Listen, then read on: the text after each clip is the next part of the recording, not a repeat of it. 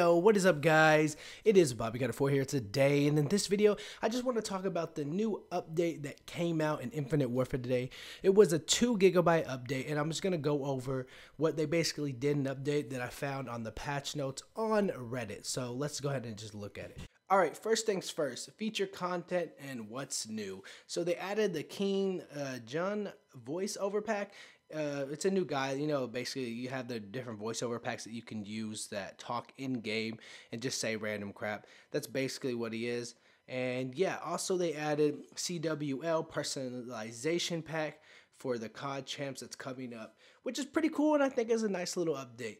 Let's also go over some of the general fixes. So the first thing they did is updated the blind day perk challenge from score streaks to weapon systems, as they have now made the challenge possible by killing micro turrets. So you can get those challenges done by killing micro turrets. They'll count it as if you're killing actual score streaks, which is very cool, and it definitely makes the challenge a lot more easier to do.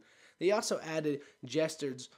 All cosmetic gestures can now be performed while sprinting. So basically when you push I think it's right on the D-pad and it does a little gesture or whatever, you can now do it while you're running, which is cool and it's very useful because it's very annoying when you used to be able to click it, and when you're running it just makes you stop completely and you literally have to do a walk.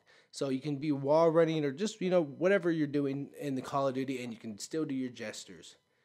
Also, they adjusted the blackout grenade to bring its power level and overall consistently closer to the jammer grenade, which in my honest opinion is annoying because I was actually playing today and I got hit by the blackout grenade, and oh my god, that blinded me. It was terrible. I was like, now I gotta worry about blackout grenades and jammer grenades. Alright. The next thing they did is gameplay audio for Defender and Uplink will occur in the winner's circle, interrupting the announcer's end game win-loss VO lines. This has been fixed, so it's no longer going to interrupt him. Also, the next thing they did is they fixed calling card notifications not disappearing after highlight or equipped the game battle calling card.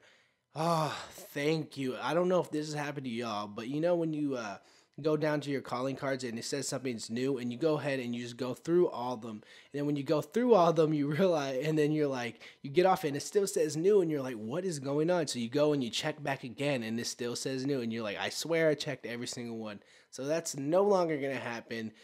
Thank you very much, Infinity Ward. That's gonna be very useful.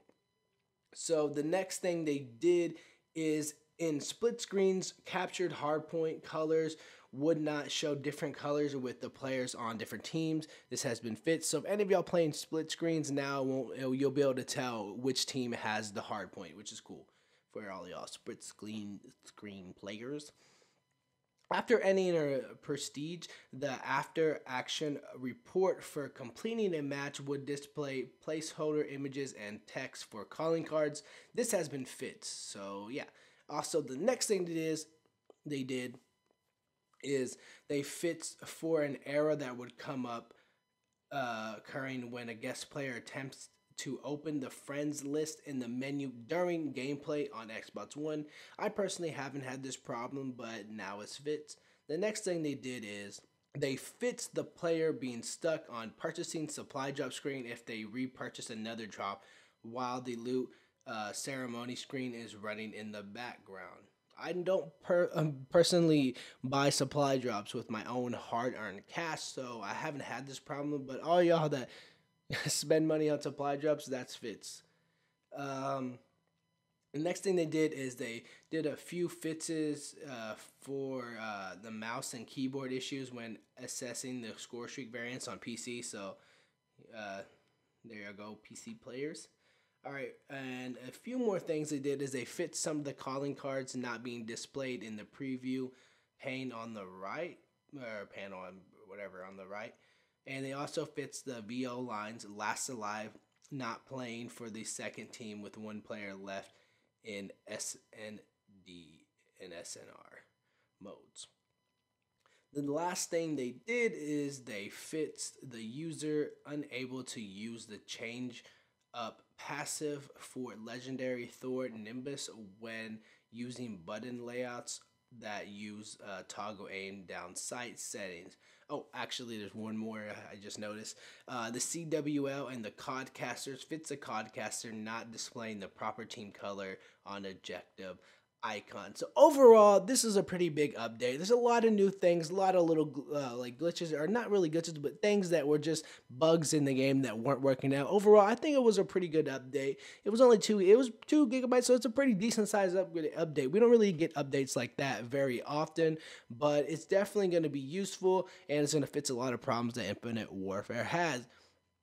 I don't know if they balanced any of the guns or anything, but I had a couple friends saying maybe the Volk was a little bit better, had like less recoil or something. I don't really know. It might be a placebo effect or something, because not everyone really uses that gun when you use it, and then you're like, man, it's actually good. I don't really know. Anyway, guys, leave a comment down below telling me what you think of the update. Make sure to smack that like button and subscribe for more awesome videos each and every single day. And I'll catch y'all in the next video. Peace.